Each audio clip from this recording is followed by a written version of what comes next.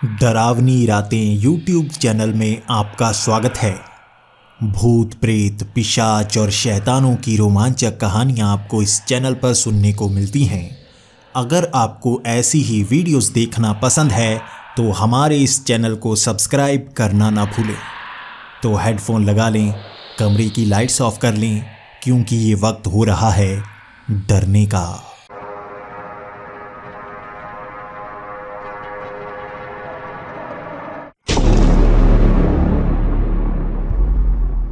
Hello दोस्तों, मेरा नाम अशोक है और मैं भारत का रहने वाला हूँ। मैंने ये शब्द इसलिए कहे हैं क्योंकि मैं किसी एक शहर में नहीं रहता, भारत में घूमता ही रहता हूँ। मैं एक छोटा सा जादूगर हूँ।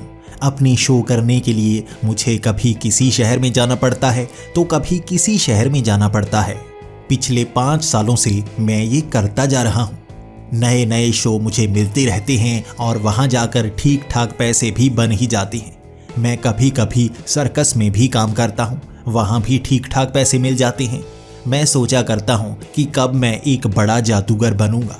बड़े जादूगर कुछ ऐसी ट्रिक्स करते हैं जो हमारी समझ में नहीं आती। आखिर कैसे वो कर लेते हैं, मैं सीखने का इच्छुक तो हूँ, लेकिन कोई बताता ही नहीं।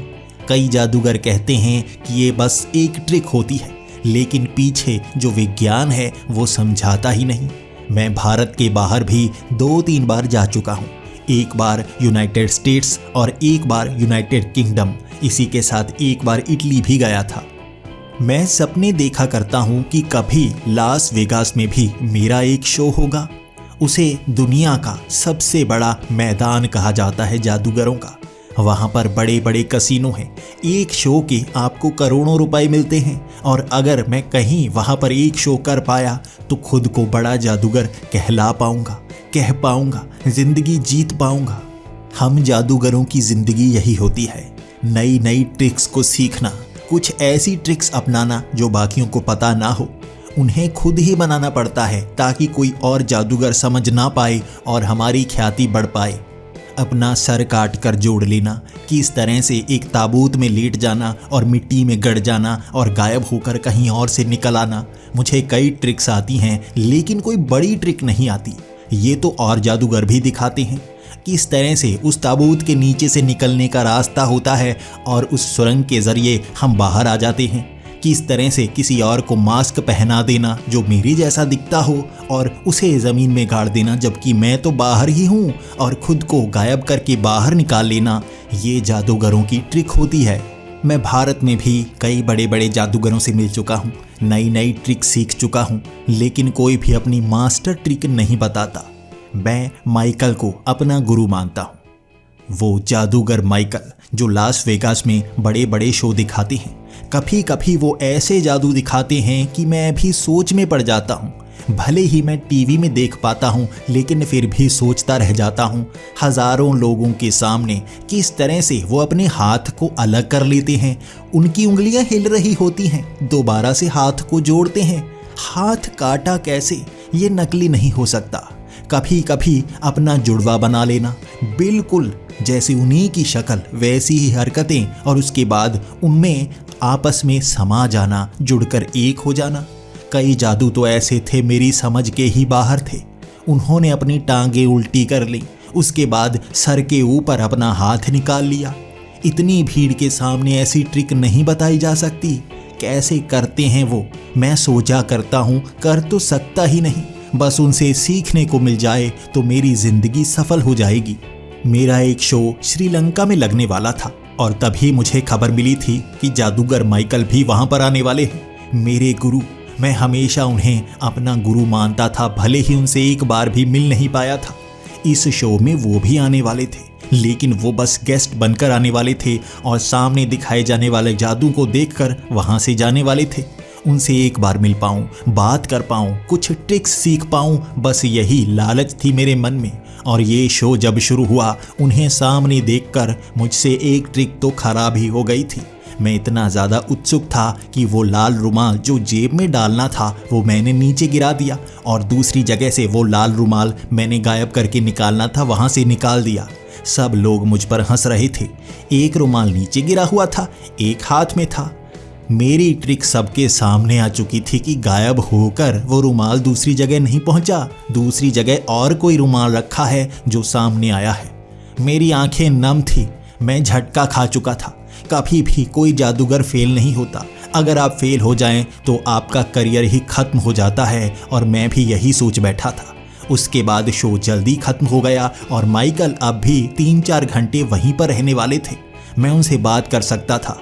मैंने मैनेजर से बात की और कहा मुझे उनसे बात करने का मौका मिल जाए बस। उन्हें कहो मैं उन्हें अपना गुरु मानता हूँ, उनके लिए कुछ भी कर सकता हूँ, बस बात करने का मौका मिल जाए। वहाँ जो भी संचालक थे उस शो के, उन्होंने माइकल से बात कर ली। माइकल भी मान गए थे। वो तो खुद खुश थे कि उन्हें अपना गुरु मानने वाला आज उनसे मिलने वाला है। उनसे मैंने बात की और मुझे बहुत खुशी हुई थी। बहुत ही अच्छे इंसान थे, मुझसे बातें किए जा रहे थे। लाल रुमाल की बात भी उन्होंने की थी। उन्होंने कहा कभी कभी हम फेल हो जाते हैं, तुम्हें वो लाल रुमाल अपने जूते के नीचे दबा देना चाहिए था। तुमने थोड़ी सी गलती कर दी, लेकिन फिर भी कोई नहीं। ये ऐसी ट्रिक है जिसमें तुम फेल हो चुके हो। इस ट्रिक को दोबारा मत करना। कह देना कि उस दिन मेरी शक्तियाँ चली गई थीं। उसके बाद मैं उनके जादू की बात करने लगा। मैं हैरान हो जाता हूँ अब कैसे वो जादू करते हैं। पानी के नीचे किस तरह आप गायब हो जाते हैं। वो हाथ वाला जादू। हाथ तो हमारे शरीर का अंग होता है, आप सबके सामने हाथ को अलग कैसे कर लेते हैं। वो हंसते गए और उसके बाद इधर उधर झांकने लगे, और उसके बाद मेरे सामने उस हाथ को अलग कर लिया था शरीर से। वो हाथ अब भी हिल रहा था। तभी मैंने कहा तो ये मशीन है, इसका मतलब आपका असली हाथ यहाँ मौजूद ही नहीं है। क्या आप पहले से बिना हाथ के हैं? तो उन्होंने उस हाथ को शरीर से जोड़ा और मेरे सामने कर दिया। तुम्हें ये मशीन लगती है? मैंने हाथ को चेक करना शुरू कर दिया। वो शरीर से जुड़ा हुआ था, कोई मशीन नहीं थी, अंदर हड्डी थी। आंखें मलता रह गया। ये एक ऐसी ट्रिक है, आप कैसे करते हैं, इसके पीछे की विज्ञान मेरी समझ से बाहर है। हम जादूगर ये ट्रिक ही करते हैं, लेकिन आप जो करते हैं मुझे पता ही नहीं चलता। इसके बाद उन्होंने मेरे कान के पास कहा था, सच बताओ, मेरे लिए कुछ भी कर सकते हो तो मैं तुम्हें इन ट्रिक्स का राज बता सकता हूँ। मैंने कहा हाँ, मैं बिल्कुल आपको गुरु मानता हूँ, इसलिए आपके लिए कुछ भी कर सकता हूँ। मुझे भी ये ट्रिक सिखाएं, मैं भारत का सबसे बड़ा जादूगर बन जाऊंगा। तो वो अपने कमरे की तरफ गए, एक बड़ा सा संदूक लेकर आए और मुझे कहने लगे, इस कमरे में कोई कैमरा नहीं है। जो अब मैं तुम्हें बताने वाला हूँ उसे अपने तक गुप्त रखना और तुम भी बहुत बड़े जादूगर बनोगे। मैंने कभी किसी को शिष्य नहीं बनाया है, तुम मेरे शिष्य बनोगे, पहले शिष्य बनोगे और तुम भी बड़े बड़े जादू दिखा पाओगे। मेरी छाती फूल गई थी। माइकल मुझे जादू बताने वाले हैं, वो कुछ दिखाने वाले हैं। उन्होंने उस संदूक को खोला और उसमें एक किताब पड़ी थी। ये पुराने ज़माने की किताब लग रही थी। मैंने कहा, किताब, क्या इसमें आपकी सारे ट्रिक्स हैं? तो वो हंसकर कहने लगे, सारे ट्रिक्स नहीं हैं, इनमें अजीब अजीब शक्तियों की बातें बताई गई हैं। भूत क्या होता है, प्रेत क्या होता है, चुड़ैल क्या होती है, शैतान क्या होता है, सब कुछ है इसमें। तो मैंने मायूसी में पूछा, नहीं नहीं, ये नहीं चाहिए। आप ट्रिक्स कैसे करते हैं मुझे वो बताइए, मुझे वो जानना है। इनकी जानकारियां मेरे पास हैं। भूत क्या करते हैं, हमें परेशान करते हैं, हमें तंग करते हैं। मैं भूतों से कुछ नहीं करवाना चाहता और मुझे लगता है भूत होते भी नहीं। जिस तरह से हम ट्रिक्स दिखाते हैं उन घरों में जहां भूत लोगों को दिखते हैं, वो भी किसी ने कोई ट्रिक की हुई होती है। किसी तरह भूत नकली बनाते हैं, लोगों को डराते हैं। मैं नहीं यकीन करता इन पर। तब उन्होंने मेरे सामने अपना हाथ हिलाया और वो दरवाज़ा बंद हो गया, जैसे किसी ट्रिक का इस्तेमाल किया हो। उसके बाद मेरी आंखों में आंखें डालकर कहने लगे, जो मैं तुम्हें बताने वाला हूँ वादा करो किसी और को मत बताना। तुम्हें मैंने शिष्य माना है, इसलिए ये सच्चाई तुम्हें बता रहा हूँ। मैंने भी वादा कर दिया और तभी मेरे कानों के पास कुछ आवाज़ें गूंजने लगी। कुछ लोग जैसे बुड़बुड़ा रहे थे। मैंने सर घुमाकर पीछे देखा, पीछे कोई नहीं था। दोनों तरफ से आवाज़ें आ रही थीं, जैसे मेरे कान के पास कोई लोग खड़े हों, कुछ बोलने की कोशिश कर रहे हों, लेकिन वो शब्द अच्छे से साफ साफ सुनाई नहीं दे रहे थे। बुड़बुड़ की आवाज़ें आ रही थीं। मैं झांकता रह गया इधर उधर, लेकिन वो आवाज़ें कहाँ से आ रही थी मैं समझ नहीं पाया। उठकर देखने लगा कहाँ से आ रही हैं आवाज़ें। एकदम से वो आवाज़ें बंद। वो आवाज़ें उस कुर्सी के आसपास से आ रही थी, लेकिन वहाँ पर कोई खड़ा नहीं था। तभी मेरे हाथ में मेरी जो कांच वाले चश्मे थे उस पर भाप बनी थी। ऐसा लगा जैसे किसी ने सांस ली हो उस कांच के चश्मे के पास। मैं हैरान हो गया, ये क्या, ये भाप बनी जैसे कोई यहां पर हो, लेकिन वो दिखाई नहीं दे रहा। तभी माइकल हंसकर कहने लगे थे, यही बताना चाहता हूं, ये सब कुछ जिसे तुम ट्रिक मानती हो वो ट्रिक नहीं होता। बहुत सारी सच्चाइयां होती हैं। कभी कभी हमें जानबूझकर अपनी ट्रिक खराब करनी पड़ती है ताकि लोगों को लगता रहे ये सब ट्रिक है। कई चीजें ट्रिक नहीं, असली जादू होता है, बहुत भयानक जादू होता है। तुम्हें क्या लगता है ये अपनी कलाई से अपने हाथ को मैं अलग कैसे करता हूं? मेरी आंखों के सामने उन्होंने अपने हाथ को अलग किया था, बीच में कोई रुमाल नहीं रखा हुआ था। हाथ के अंदर की जो नाड़ियां वो बाहर लटकी थी, खींचकर वापस चली गई थी। उंगलियों के अंदर की हड्डियां नजर आ रही थी। उन्होंने अपने हाथ को फाड़ कर दिखाया था, ये देखो फटा हुआ हाथ। फिर से जोड़ा, वो जुड़ गया। फिर से कलाई से छुआ, हाथ चिपक गया, उनके शरीर का दोबारा हिस्सा बन गया था वो। तभी मेरी आंखों के सामने कुछ धुंधली धुंधली परछाइयां सी नजर आने लगी। तब माइकल ने कहा था, ये प्रेत हैं जो मेरे काबू में हैं। इन्हें मैंने अपने काबू में करके इनसे काम करवाना शुरू किया हुआ है। तुम्हें क्या लगता है जब मैं हवा में उड़ता हूँ, पीछे कोई मशीन नहीं होती, कोई रस्सी नहीं होती, कैसे उड़ जाता हूँ? कभी कभी जानबूझकर मैं गिर जाता हूँ जब पीछे मशीन हो, ताकि लोगों को लगे मशीन के जरिए मैं उड़ता हूँ। लेकिन असली सच्चाई ये है, ये देखो, वो मेरी आंखों के सामने हवा में उड़ने लगे थे। ये दो प्रेत मुझे खींचकर हवा में ले गए। देखो मैं उड़ रहा हूँ, कोई धागा नहीं लगा, कोई रस्सी नहीं लगी, जमीन के नीचे कुछ नहीं है। छू कर देख लो।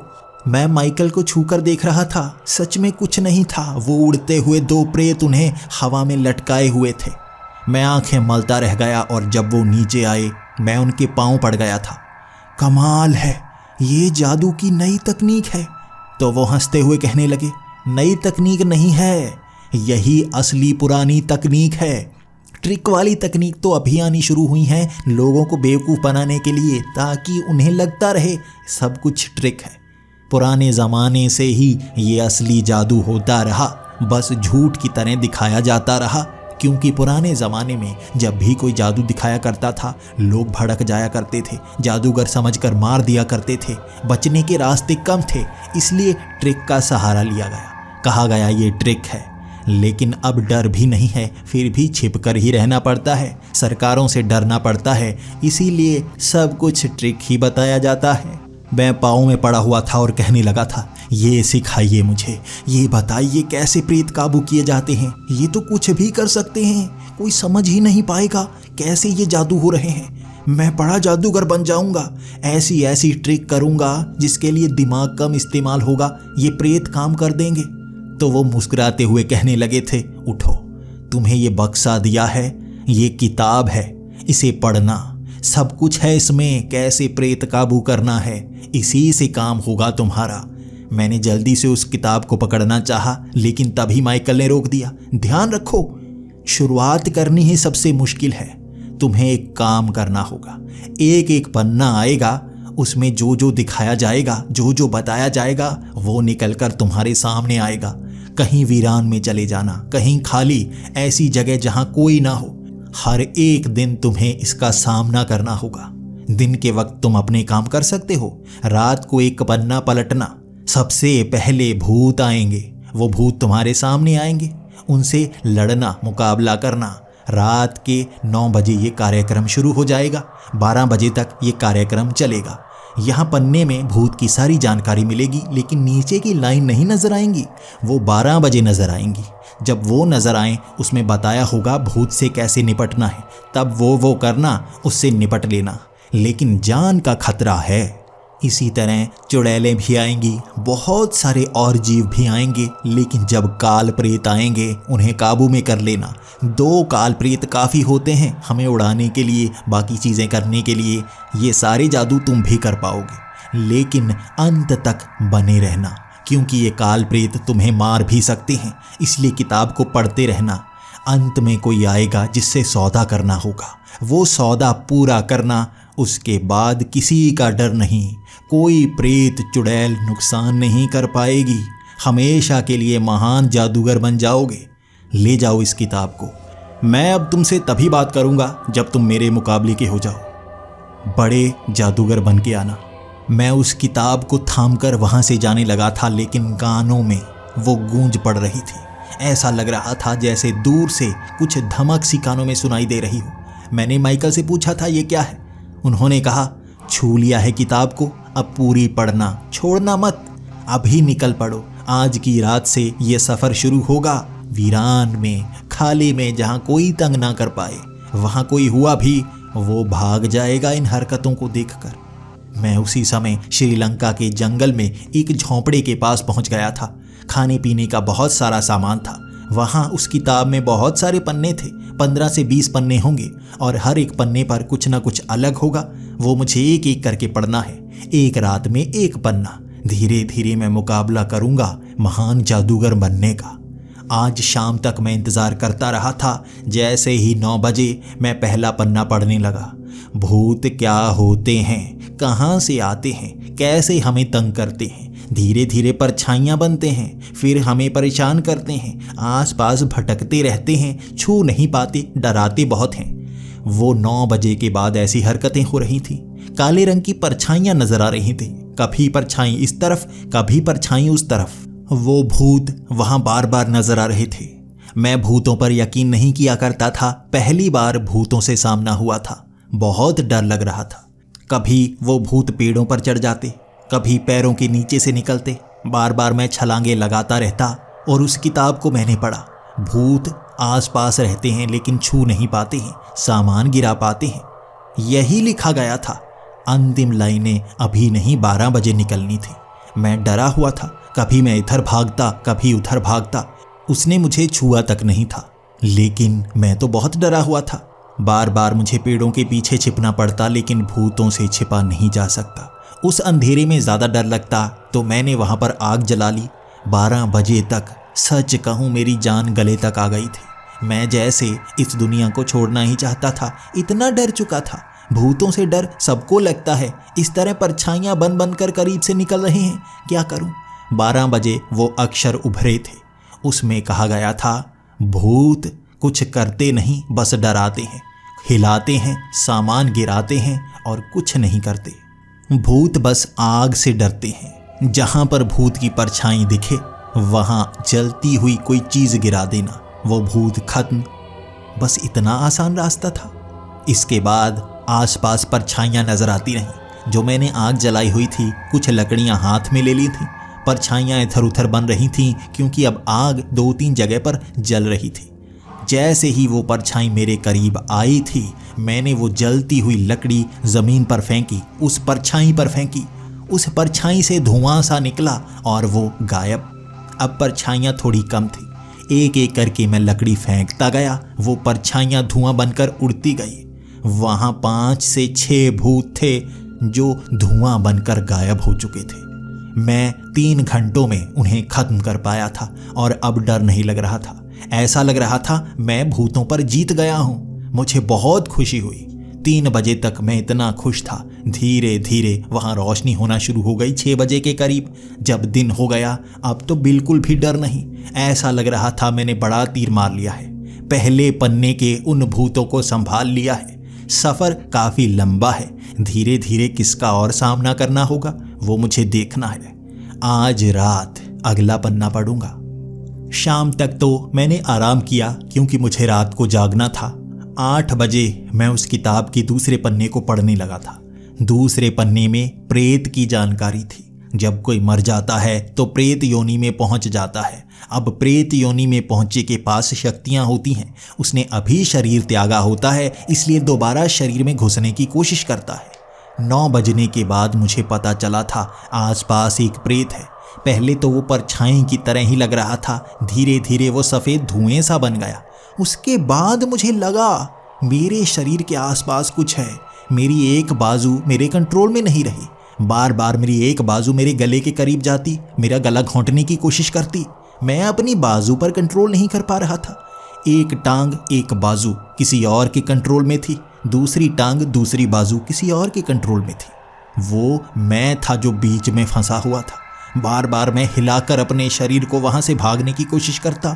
मेरा एक हाथ बार बार किसी हैंडल को पकड़ लेता, किसी पाइप को पकड़ लेता, किसी टहनी को पकड़ लेता और मैं वहां से दूर नहीं निकल पाता। बार बार मैं अपने ही मुक्के बना बना कर अपने चेहरे पर डाल रहा था और चेहरे पर नील के निशान बने जा रहे थे। वहां पड़े पत्थरों पर बार बार मेरा पैर खुद ब खुद जा बजता। उससे मुझे दर्द होता। एक प्रेत जो मेरे शरीर में आधा घुस चुका था, आधा शरीर का हिस्सा उसके कंट्रोल में था और वो जानबूझकर मुझे चोट पहुंचाने की कोशिश कर रहा था। मैं बहुत कोशिश करता रहा उससे बचने की, वो चोट पहुंचाता रहा। जानबूझकर पैर में पैर फंसाकर मुझे गिरा देता, मेरे बालों को खींच खींच कर मुझे दर्द देता, मेरा सर पकड़कर दीवार पर मारना शुरू हो गया था जैसे किसी और ने पकड़ा हो। कैसा प्रेत है, इस शरीर को नुकसान पहुंचाएगा तो घुस क्या पाएगा, खुद को भी दर्द दे रहा है। इसके बाद मैंने ये सोच लिया था, मेरा एक पैर मेरे कंट्रोल में है, एक हाथ मेरे कंट्रोल में है। मैंने अपने इस हाथ से दूसरे हाथ को पकड़ लिया, एक पैर से दूसरे पैर को फंसा लिया। मैंने एक कुर्सी में दोनों टांगें फंसा रखी थीं, इस कारण टांगें हिल नहीं पा रही थीं। मेरा दूसरा हाथ जो उस प्रेत के कंट्रोल में था बहुत शक्तिशाली सा था, मेरे असली काबू में आ ही नहीं रहा था, लेकिन मैंने कलाई पकड़ रखी थी। बार बार दोनों हाथ मेरे मुंह पर बजते, जिस कारण नाक से खून निकलना शुरू हो गया था। 12 बजे तक यही हुआ था। सामने मैंने वो पन्ना खोल रखा था और नीचे के शब्द जैसे ही आए मुझे समझ में आ गया अब क्या करना है। प्रेत कभी जिंदा थे, उन्होंने अपना शरीर त्यागा, उसके बाद प्रेत योनि में पहुंचे। इस तरह वो भगवान से डरते हैं। हम जिस भी भगवान को मानते हैं, जिस भी धर्म के हैं, वहाँ पूजा पाठ विधि से एक प्रेत को शरीर से निकाला जा सकता है। मुझे तो हनुमान चालीसा आता था, मैंने हनुमान चालीसा का जाप शुरू कर दिया। जैसे जैसे मैं जाप करता गया वो प्रेत शरीर से निकलता गया।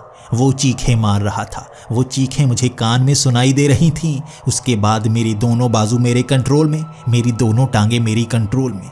मैं वो जाप करता रहा था और तड़पता हुआ वो धुआं दिख रहा था जो सफ़ेद रंग का था। धीरे धीरे उससे कण निकलने लगे और जैसे ही हनुमान चालीसा का पाठ पूरा हुआ वो कण अलग अलग हो गए। वो प्रेत यहाँ से जा चुका था। ये दूसरी रात थी जब मैंने उस प्रेत का अंत कर दिया था। अब मुझे अगले पन्ने पर क्या मिलेगा वो अगले दिन पता चलेगा। अगली रात को 8 बजे तक मैंने पूरी तैयारी कर ली थी। दिन के वक्त सोकर 8 बजे मैं पूरी तरह से फ्रेश था। अब मैंने तीसरा पन्ना खोला। तीसरे पन्ने पर लिखा था पिशाच। अब मैं डरने लगा। जो पिशाच होते हैं वो भी जीव ही होते हैं। पिशाच हमारा खून पीने की कोशिश करते हैं। अचानक मेरी नज़रें इधर उधर झांकना शुरू हो गई थी। समय देखा मैंने, अभी 8 हैं। 9 बजे मुझ पर हमला होगा। 9 बजते ही चीखों की आवाज़ आने लगी थी। उस छोटी सी झोंपड़ी के आसपास जैसे कुछ लोग चीख रहे हों। मैं डर गया था। एक ही पिशाच है, कहीं पिशाचों की टोली तो नहीं। इतने पिशाचों का सामना कैसे कर पाऊंगा। यहाँ बताया गया था कि पिशाच खून पीते हैं, वो छलांगे लगाते हैं, वो जिंदा होते हैं। हमारा खून पीने के लिए हमें छलते भी हैं, हमें फंसाते भी हैं और वो ज़्यादा ताकतवर होते हैं इंसानों से। अब अगर बहुत सारे पिशाच हुए तो कैसे मुकाबला करूँगा। मैं डर सा गया था। वहाँ धीरे धीरे आवाज़ें करीब से आने लगीं। उस झोंपड़ी के आसपास से चीखों की आवाज़ आ रही थी। ऐसा लग रहा था वो पिशाच लोगों का शिकार कर रहे हों। मैं डरकर नीचे ही छिप गया था, दरवाज़ा बंद कर लिया था। जिंदा जीव है तो अंदर थोड़ी ना घुस पाएगा। शक्तियाँ तो हैं लेकिन भूतों जैसी नहीं। वो कोशिश करता रहा दरवाज़ा खोलने की, खिड़की खोलने की। मैंने खिड़कियाँ दरवाजे बड़े दम लगाकर बंद किए हुए थे। चीज़ें फंसाई हुई थीं। बाहर से वो चीखें मारते रहे। अंत में एक छेद से मैंने बाहर देखा तो एक ही पिशाच था जो बार बार इधर उधर घूमता हुआ मुझे डराने की कोशिश कर रहा था, जैसे वो बहुत हों। असल में था वो एक ही। उसके बाद किसी तरह से उसने एक खिड़की तोड़ ही दी। वो अब उस झोंपड़े के अंदर आ गया था। मैं उससे लड़ाई करने के पूरे मूड में था, लेकिन वो उड़ उड़ कर कभी इधर छलांगे लगाता, कभी उधर। वो मेरी गर्दन पर हमला करना चाहता था, मेरा खून चूसना चाहता था और मैं भी खुद को बचाने के लिए वो डंडे उठा बैठा था। जैसे चमगादड़ को मारा जाता है, मैं पिशाच से वैसी ही लड़ाई कर रहा था। बार बार वो पर खोलता और मैं परों पर डंडे मार देता। दर्द उसे भी हो रहा था। वो शक्तिशाली था। जब मुझे धक्का देता मैं पीछे जा गिरता। उसके बाद मुझे लगा छोटी जगह पर एक पिशाच को फंसाना ज़्यादा आसान है। मैं बाथरूम में जा घुसा। जैसे ही पिशाच वहाँ पर आया, उसका शरीर थोड़ा बड़ा था। वो बार बार पीठ से पंख निकालता चमगादड़ की तरह, और बाथरूम में छोटी जगह में उसके पंख फंसने लगे थे और उससे हिला नहीं जा रहा था। जो छोटे डंडों की बारिश की वहाँ पर मैंने उसके, मुझे मज़ा आने लगा था। पहली बार इन चीज़ों से डर नहीं लग रहा था, मज़ा आ रहा था। मैं उसके सर पर ऐसे डंडे मारने लगा कि वो माफ़ियाँ मांग रहा था। मुझसे माफ़ी मांगता गया। उसके बाद उसने कहा, मैं तंग नहीं करूँगा, मुझे यहाँ से जाने दो। मैंने उसे माफ़ कर दिया। जैसे ही वो बाहर निकला, वो एक कुर्सी पर जाकर बैठ गया। वो हाँफ रहा था। 12 बजे तक वहीं पर बैठा रहा। किताब में अब आ गया था, पिशाच चांदी से डरते हैं। चांदी की गोली, चांदी का सिक्का, कुछ भी शरीर में गड़ा दो, चुभा दो, वो पिशाच वहीं मर जाएगा। मेरे पास चांदी की अंगूठी थी और आगे शेर जैसा मुंह बना था जिसके 2 दांत आगे को निकले हुए थे। वो मैं उसे चुभा सकता था, लेकिन वो पिशाच थका हुआ था। वो माफियाँ मांग रहा था। मैंने उससे कहा, ये चांदी की अंगूठी, ये उसके दांत, चुभेंगे तुम मर जाओगे। लेकिन उस पिशाच ने कहा, मारो मत, मैं भी मजबूर हूँ। उस किताब से तुमने मुझे बुलाया। ये किताब में हम सौदा करके रखते हैं, हमें आना ही पड़ता है मजबूरी में। लेकिन तुमने मेरी पिटाई की। शायद तुम मेरे बारे में जानते हो, मुझे कैसे हराना है तुमने दिमाग लगा ही लिया। मुझे जान से मत मारो, देखो मुझे जान से मत मारो। 3 बजे का इंतज़ार करो, मैं कुछ नहीं करूँगा। मुझे यहाँ से जाने का एक मौका दो। 3 बजे तक मैंने कुछ नहीं किया और वो पिशाच बड़े आराम से वहाँ से चला गया। मुझे बहुत मज़ा आया। आज ऐसी शक्ति से मुकाबला करके मैं जान गया मुझ में दिमाग है और ये किताब मुझे सिखा रही है ऐसी शक्तियों से कैसे निपटना है। उस दिन मैं 4 बजे ही सो गया था। पूरा दिन भी मैं सोया और अगले दिन अगला पन्ना पढ़ना था। अगला पन्ना था चुड़ैल का, और अब मुझे डर लग रहा था। चुड़ैल और भी ज़्यादा खतरनाक होगी, मुझे नुकसान पहुंचाने की कोशिश करेगी। क्या करूं मैं? वहाँ बताया गया था चुड़ैल के पाँव उल्टे होते हैं, वो उड़ भी सकती है, हमारे शरीर पर कंट्रोल भी कर सकती है। हमारी आंखों में अगर वो ज़्यादा देर तक देख ले, हम पर कंट्रोल कर लेती है। वो सिर्फ एक चीज़ से डरती है, धातु। धातु का चाकू अपने पास रखो, उससे वो दूर रहेगी। वो नुकसान नहीं खाना चाहती। उसकी चोटी में शक्ति है, वो बार बार चोटी हिलाकर वहाँ तुम्हें घायल कर सकती है। 9 बजे चुड़ैल वहाँ हाजिर थी। मैं युद्ध करने को तैयार। पहली बार मरने से डर नहीं लग रहा था। ये जिंदगी ज़्यादा मज़ेदार थी। इन भूतों प्रेतों से लड़ाई करके बहुत मज़ा आ रहा था। मैं उस चुड़ैल से भी लड़ने लगा था, लेकिन वो बहुत शक्तिशाली थी। पिशाच तो उसके सामने कुछ भी नहीं। चुड़ैल बार बार उड़कर आती, मैं उसे पकड़ता, उसकी आंखों में नहीं देखता। मैं उसकी टांगों को रोक देता, उसकी बाजुओं को पकड़ लेता, लेकिन वो चोटी बार बार मुझे घायल कर रही थी। वो एक झांपड़ की तरह मुझे पड़ती और बड़ा दर्द होता। गालें मेरी लाल हो गई थी। मैं टमाटर की तरह चमकने लगा था और वो मुझ पर इस तरह हंसती कि मुझे शर्मिंदगी होती। अंदर से उबाल ले रहा था मेरा खून। और 12 बजे तक ये युद्ध चला था। गालें मेरी टमाटर की तरह लाल, पिछवाड़ा मेरा टमाटर की तरह लाल। भले ही मैं उसकी बाजुएं पकड़ पा रहा था, लेकिन वो चोटी सांप की तरह आती, बल खाती, कभी पिछवाड़े पर, कभी गालों पर। मैं संभाल नहीं पाता। 12 बजे उस पन्ने के नीचे वो शब्द उभरे थे, एक चुड़ैल की शक्ति उसकी चोटी में होती है। उसकी चोटी को धातु से काटो तो वो कमज़ोर पड़ जाती है। आसानी से उसका गला भी रेता जा सकता है, इसीलिए धातु से डरती है। अब वो चाकू जो पहले मैं पकड़कर उसकी बाजू काटना चाहता था, उसे डराना चाहता था, वो डरती तो लेकिन बार बार आ जाती और बाजू पकड़ लेती। अब सीधा ध्यान मेरा उसकी चोटी पर था। मैंने उसकी बाजुएं पकड़ी। जैसे ही उसने चोटी घुमाई मेरे पिछवाड़े पर मारने के लिए, वो चोटी मैंने पकड़ ली। उस धातु के चाकू से जैसे ही मैंने उसकी चोटी काट दी, वो तड़पने लगी। जैसे किसी सांप का सर कटने के बाद वो धड़ तड़पता है, वैसे वो तड़प रही थी।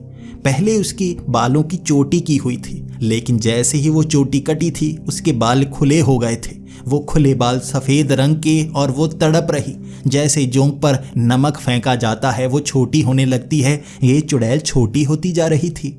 जैसे ही वो पतले से आकार में आई, मैं उसके ऊपर ही बैठ गया। अब पहले तो मुझे बदला लेना था। जो झांपड़ मैंने उसके लगाए मुझे बहुत मज़ा आया। लगभग 50 के करीब झांपड़ लगाए थे। जैसी मेरी गाल थी वैसी जब उसकी हो गई, फिर मैंने उस चाकू को निकाला था उसका गला रेतने के लिए। लेकिन वो मासूम चेहरा, मैं कोई कातिल नहीं हूँ, उसे जान से नहीं मार सकता। भले ही वो भोला चेहरा एक भयानक चुड़ैल का ही क्यों ना हो, मैं उसे हरा पाया था। वो कमज़ोर थी और मजबूर थी। जान से नहीं मारूंगा, ख़त्म नहीं करूंगा। मैं उठ खड़ा हुआ था और कह दिया था, जा, माफ़ किया तुझे। वो भी थोड़ा खुश हो गई थी कि किसी ने उसे माफ़ कर दिया, वरना मौत तो पक्की थी। उसने भी कहा किताब से मजबूर थी, उसे बुलावा आया था तो आना ही था। लेकिन मैं जीत गया। जैसे ही मैंने तरीका अपनाया मैं उसे हरा पाया। चोटी कटने के बाद एक चुड़ैल बहुत कमज़ोर हो जाती है और छोटी भी हो जाती है। आसानी से मारा जा सकता था, लेकिन मैंने उसे माफ़ कर दिया, आज़ाद कर दिया। 3 बजे तक वो वहीं रही और फिर जाने का वक्त आ गया था। मैंने भी हंसी में कह दिया, माफ़ करना, कुछ झांपड़ ज़्यादा ही लगा दिए। और उसने भी कह दिया, ज़मीन पर मत बैठना, किसी नरम जगह पर ही बैठना। मेरी भी हंसी निकल गई थी, लेकिन ये हंसी कुछ पल की ही थी। जब मुझे समझ में आया क्यों मुझे नरम जगह पर ही बैठना है। मेरा पिछवाड़ा सुजाकर रख दिया था उसने। और उसके बाद अगले दिन का इंतज़ार था। दिन हुआ और मुझे नींद आने लगी। मैं दिन को सोने लगता था और रात को जाग जाता था। रात होते ही अगले पन्ने की तैयारी। 8 बजे मैंने वो पन्ना पढ़ा था, काल प्रेत का। आंखें चमक गई थीं। उस जादूगर ने कहा था काल प्रेत को काबू किया जा सकता है। काल प्रेत से ही मैं जादू दिखा पाऊंगा। तो मैं बहुत ज़्यादा खुश। अब काल प्रेत की जानकारी भी वैसी ही साधारण प्रेत जैसी दी गई थी। एक काल प्रेत तब बनता है जब किसी के अस्वाभाविक मौत होती है, यानी कि जब कोई आत्महत्या कर ले तब उसकी आत्मा एक प्रेत बनती है, और वो भी काल प्रेत। वो तब तक यहाँ पर भटकती रहती है जब तक उसके शरीर की वो नियति लिखी हुई खत्म नहीं होती। किसी की उम्र यानी 80 साल है और वो 30 साल का मर जाए तो उसके बाद 50 साल उसे यहीं पर रहना पड़ता है काल प्रेत बनकर। साधारण प्रेत की तरह वो लोगों को तंग करने की कोशिश नहीं करता, बस भटकता रहता है। वैसा ही काल प्रेत 9 बजे यहाँ पर आ चुका था। मेरे शरीर पर वो कब्जा नहीं करना चाहता था, बल्कि धुआं बनकर आसपास घूमता जा रहा था। लेकिन अब मुझे वो पकड़ना था, काबू करना था। उसे काबू करने के लिए उससे एक वादा लेना पड़ता। वादा यानी कि वो मेरा सेवक बनेगा, वो मेरे अधीन होगा। मैंने कोशिश शुरू कर दी। पहले तो उस पर हमला करने की कोशिश की, लेकिन एक धुएं को काबू कैसे किया जा सकता है। एक मर्तबा निकाला और धुएं को पकड़ने की कोशिश की, वैसा भी संभव नहीं था। अंत में तरीका एक ही था, मैं हनुमान चालीसा पढ़ने लगा था। भले ही उस हनुमान चालीसा से वो परेशान हो रहा था, लेकिन वो मेरे अधीन नहीं होना चाहता था। अंत में वो भी मुझ पर हमले करने लगा। मेरी एक बाजू, एक टांग उसके कब्जे में थी। मेरे पूरे शरीर पर वो कब्जा करना चाहता था। ये ज़्यादा ताकतवर था, मुझे उठा उठा कर मार रहा था।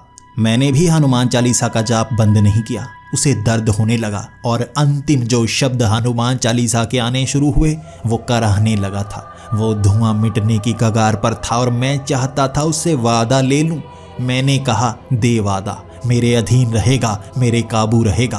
तो उसने कहा, नहीं, अधीन नहीं रह सकता, मुझे ख़त्म कर दो, आज़ादी मिल जाएगी, या यहीं छोड़ दो, मैं भटकता रहूँगा। अधीन नहीं हो सकता। मैं परेशान था। बात तो उसकी भी सच्ची है। उसे ख़त्म कर दूंगा तो वो आज़ाद होगा इस दुनिया से। अधीन तो वो तब भी नहीं होना चाहेगा। अगर उसे छोड़ दिया वो यहाँ पर भटकता रहेगा। अधीन तो तब भी नहीं होना चाहेगा। क्यों कोई किसी का नौकर बनेगा जब वो दोनों तरफ फ़ायदे में ही हो। तो मैं भी उससे सवाल करने लगा था, तो कैसे तुम्हें अधीन बनाया जा सकता है, आखिर कैसे? तो उसने कहा, कोई भी काल प्रेत अधीन नहीं बनना चाहेगा। काल प्रेत को अधीन कैसे बनाया जा सकता है जब उसे पता है वो नौकर बन जाएगा। तुम वादा इतनी आसानी से नहीं ले सकते, कुछ बहुत बड़ा करना पड़ेगा। ये तुम जानो, मुझे नहीं पता, लेकिन मुझे मारना है तो मार दो, आज़ाद करो। मैं काल प्रेत की योनि से निकलना चाहता हूँ। मुझे इस तरह से अधीन बनाने की कोशिश मत करो, तड़पाओ मत। 12 बजे तक मैं उससे बातें करता रहा था। वो भी अब मुझ पर हमला नहीं करना चाहता था और मुझे भी उस पर तरस आ गया था, तो मैंने उसे छोड़ दिया था।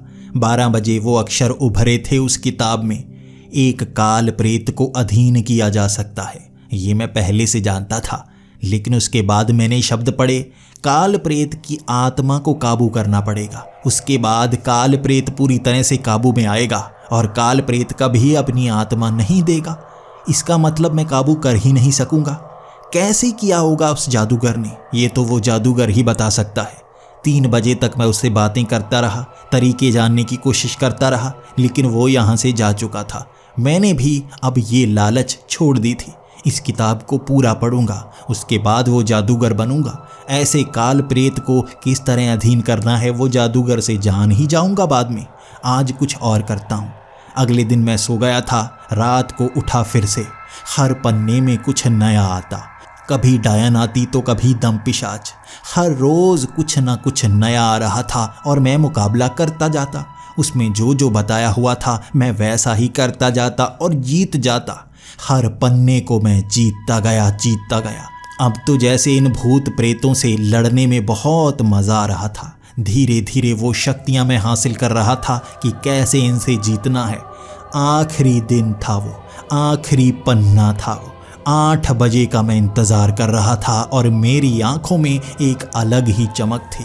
महान जादूगर समझने लगा था मैं खुद को, क्योंकि भूत प्रेत और पिशाचों को काबू कर पाया था मैं, लेकिन अपने अधीन नहीं बना पाया था किसी को। आज आखिरी पन्ना है, क्या होगा इसमें। 8 बजे थे और वहां जो शब्द उभरा था मैं डर गया था, नर्क का शैतान। यहाँ 9 बजे नर्क का शैतान आएगा, कैसे मुकाबला करूंगा। उसका मुकाबला तो देवता भी इतनी आसानी से नहीं कर पाते, बहुत शक्तिशाली होता है वो, तो कैसे उससे लड़ पाऊंगा। क्या सच में वो शैतान मुझे मार देगा। जीतने का रास्ता 12 बजे आएगा, लेकिन क्या मैं जीत पाऊंगा। डर तो बहुत था, लेकिन हिम्मत भी बहुत ज़्यादा थी। 9 बजे का इंतज़ार किया था मैंने शैतान से लड़ने के लिए। 9 बजे शैतान हाजिर। मैं बयां नहीं कर सकता वो शरीर, लाल रंग का जला हुआ शरीर जैसे ज्वालामुखी हो। उसके सींग से आग निकल रही थी, उसकी आंखें सफ़ेद रंग की थी और उसमें से पानी बह रहा था। सफ़ेद रंग की बूंदें ज़मीन को छूती और आग लग जाती वहाँ पर। इस तरह जहाँ जहाँ उसके कदम पड़ रहे थे सफ़ेद निशान आग के बन रहे थे। ज्वालामुखी की तरह मिट्टी भी पिघल रही थी। उसको छूने से ही मैं जलकर भस्म हो सकता था। वो मेरी इस झोंपड़ी से बाहर था। मैंने दरवाज़ा बंद कर रखा था, लेकिन इस रूप को देखकर मैं डर गया था। झोंपड़ी को छुआ उसने, पूरी झोंपड़ी जल जाएगी, मैं भी अंदर ही जल जाऊंगा। उसने उंगली से इशारा किया, आ जाओ बाहर। मैं भी चलता हुआ बाहर चला गया। अब उसकी बात तो माननी ही पड़ती, जब वो मुझसे ताकतवर ही इतना ज़्यादा था। उसके बाद उसने हाथ एक तरफ किया, वहाँ एक सिंहासन सा लग गया था, बड़ी सी कुर्सी। उस पर वो बैठ गया। उससे भी आग निकलने लगी थी। ज़मीन में दरारें आ गई थी, उसमें से रोशनी निकल रही थी। नीचे का ज्वालामुखी दिख रहा था मुझे। वहाँ एक रास्ता काले रंग का बना हुआ था जो उसके पास जाने का था। मैं चलता हुआ उसके पास पहुँचा था। उसके पास पहुँचते ही वो मुस्कुराता हुआ कहने लगा था, तुम्हें क्या लगा मैं युद्ध करूँगा तुमसे? अगर तुम मुझसे युद्ध करोगे तो एक क्षण में ख़त्म कर दूंगा तुम्हें। मेरी शक्ति ही ऐसी है। नर्क का शैतान हूँ मैं इतना शक्तिशाली हूँ कि धरती के हर इंसान को एक ही पल में ख़त्म कर दूं। तुम युद्ध करने की मत सोचना, आओ वार्तालाप करो, कुछ बातें करते हैं। उसके कपड़े भी जल रहे थे, वो बिल्कुल पीले लाल से हो गए थे, जैसे जलती हुई कोई चीज़ हो, लेकिन फिर भी ख़त्म नहीं हो रहे थे। अब मैं डरता डरता उससे बात कर रहा था। उससे बहुत चीज़ें पूछी। क्या सच में तुम नर्क के शैतान हो? उसने एक पेड़ को जलाकर मुझे दिखाया। उसकी राख भी इस तरह हवा में उड़ गई थी कि मैं डर गया कि मुझे ये कुछ ही पल में मार देगा और किसी को पता तक नहीं चलेगा। लेकिन ये यहाँ करने क्या आया है अगर युद्ध नहीं करना है इसे? मैंने वो पन्ना देखा, नीचे तक के शब्द निकले हुए थे, कोई शब्द नहीं और आना था। 12 बजे ये आखिरी पन्ना था। वहाँ बताया गया था नर्क का शैतान, जो किसी को भी खत्म कर सकता है और इसे मारना असंभव है। इसे खत्म नहीं किया जा सकता, सिर्फ नरक में भेजा जा सकता है। जैसा वो कहता है वैसा वो करवाता है। वो खत्म नहीं किया जा सकता, लेकिन उससे सौदा किया जा सकता है। सौदा वो भी करना चाहता है, इस दुनिया को वो भी चलाना चाहता है। अब उससे मैं बातें करने लगा था। वो अपने नर्क की बातें बता रहा था तो मैं धरती की बातें। लेकिन धरती की हर बात उसे पता थी। कहाँ मैच हो रहा है, कहाँ भूकंप आया है, कौन कौन मरा है, उसे तो नाम तक याद थे हर इंसान के। उसके बाद बात चली माइकल की। उसने कहा, माइकल अच्छा जादूगर है, बहुत शक्तियों का इस्तेमाल करता है जो मैंने उसे दी हैं। मेरी ही शक्तियों से इतना बड़ा बना है। तुम्हें भी मैं वैसा ही बना सकता हूँ। क्या चाहते हो? कौन सी शक्तियाँ चाहते हो? मैं तो कुछ भी दे सकता हूँ। 2 प्रेत चाहिए तुम्हें, काल प्रेत, वो भी अधीन। एक ही पल में दे सकता हूँ। मांगो तो अभी मांगते हो। मैं डरता डरता कहने लगा था, वो तो ठीक है, लेकिन मैं जानना चाहता हूँ आप क्या करते हैं, कैसे आप इस दुनिया को चलाना चाहते हैं। तो वो मुस्कुराते हुए बोला था, ये सवाल हुआ काम का। मैं कैसे चलाना चाहता हूँ? मैं चाहता हूँ ये दुनिया मेरे हिसाब से चले। मैं इसे बर्बाद नहीं करना चाहता, खत्म नहीं करना चाहता। कुछ लोगों को लगता है ये दुनिया भी मैं जलती हुई देखना चाहता हूँ नर्क की तरह, लेकिन अगर इसे भी नर्क बना दिया तो मेरे लिए ये नई थोड़े ना हुई। नर्क में तो मैं पहले भी रहता हूँ, इसे भी वैसा बना दिया तो कुछ नया नहीं मिलेगा। ये मैं ऐसे ही पसंद करता हूँ। मैं यहाँ पर शासन करना चाहता हूँ इस तरीके से जैसे तुम इंसान रहते हो वैसे। और इसके लिए मुझे एक संस्था बनानी थी। वो संस्था धीरे धीरे लोगों को मेरे लिए काम पर लगाती गई। जो लोग मेरी संस्था से जुड़ते हैं मैं उसे वो सब देता हूँ जो वो चाहते हैं। मैंने तभी एक नाम बोला, इल्यूमिनाती। आप इल्यूमिनाती की बात कर रहे हो? तो वो हंसने लगा था। पता सब है तुम्हें, फिर भी अनजान बने रहते हो। चेहरा भोला बनाकर रखते हो, सब कुछ पता है तुम्हें। मैं भी थोड़ा मुस्कुराया था और उसने कहा, तो ये भी जानते होगे आगे करना क्या है? मैंने कहा, नहीं, मैं तो उसे मजाक समझा करता था, कभी उस पर ध्यान नहीं दिया, कुछ नहीं जान पाया उस बारे में। मैं इस किताब में भी तुम्हारे बारे में जानता हूँ, उस इल्यूमिनाती के बारे में कुछ नहीं जानता। तो उसने कहा, तुम्हें भी कुछ देना होगा। अपनी आत्मा मुझे दे दो, मुझे उधार दे दो अपनी आत्मा, और तुम्हें मैं वो सब दूंगा जो तुम चाहते हो। शक्तियाँ, शोहरत, क्या चाहते हो वो दूंगा। बस यहाँ पर आओ और कहो, मैं अपनी आत्मा तुम्हें देता हूँ। तुम्हारी आत्मा मेरे अधीन हो जाएगी और मेरी शक्तियाँ तुम्हें मिल जाएंगी। अब मैं सोचने लगा था। मैंने कहा, मुझे कुछ समय चाहिए। मैं वहाँ सोचता जा रहा था और उसने कहा, कुछ ही समय है, 12 बजे तक का समय देता हूँ। कोई नया अक्षर नहीं उभरेगा। जो भी सोचो बता देना, उसके बाद मैं यहाँ से चला जाऊँगा। कभी दोबारा मौका नहीं मिलेगा। ये किताब तुम्हारे लिए हमेशा के लिए बंद। अब 12 बजे तक मैं सोचता रहा था।